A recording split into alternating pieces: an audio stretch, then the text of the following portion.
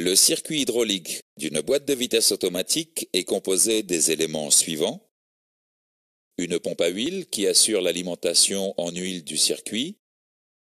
Un distributeur hydraulique qui pilote les flux d'huile vers les différents systèmes. Un échangeur qui refroidit l'huile de la boîte de vitesse. Et un circuit de graissage. La pompe à huile assure l'alimentation du système en huile sous pression. La pompe, située entre le convertisseur et le carter de boîte, est entraînée par le moteur. Son débit est donc proportionnel au régime moteur.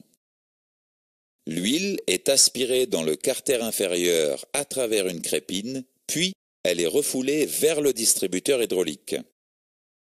Lors d'une intervention sur une boîte de vitesse automatique, il faut savoir que l'huile contenue dans les boîtes de vitesse automatique est spécifique à chaque famille de boîtes.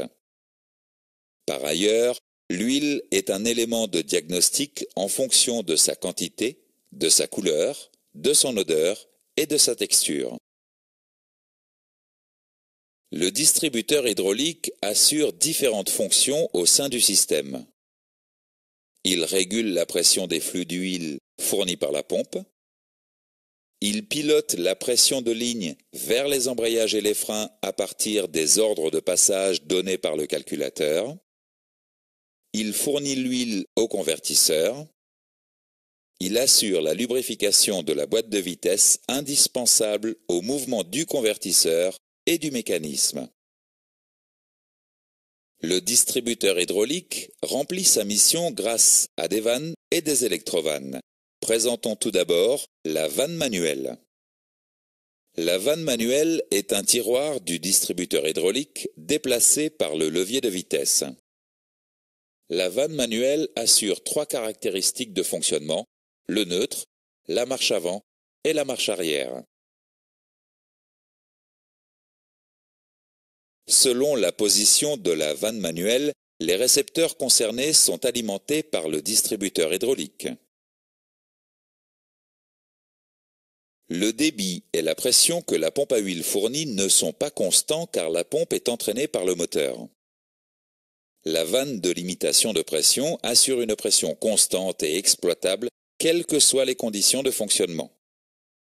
Le distributeur hydraulique utilise cette pression constante pour alimenter le circuit de graissage, le convertisseur et l'échangeur, et pour déplacer les vannes de séquence et de régulation.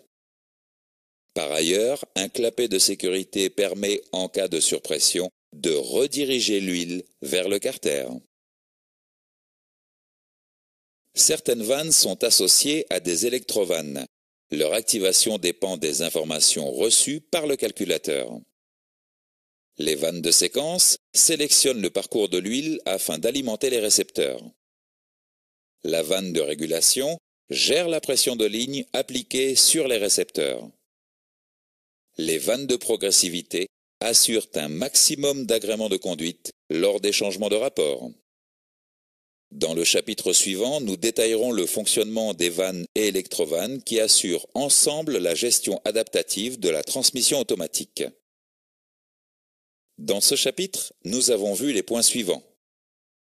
Le circuit hydraulique est composé d'une pompe à huile, d'un distributeur hydraulique, d'un échangeur et d'un circuit de graissage.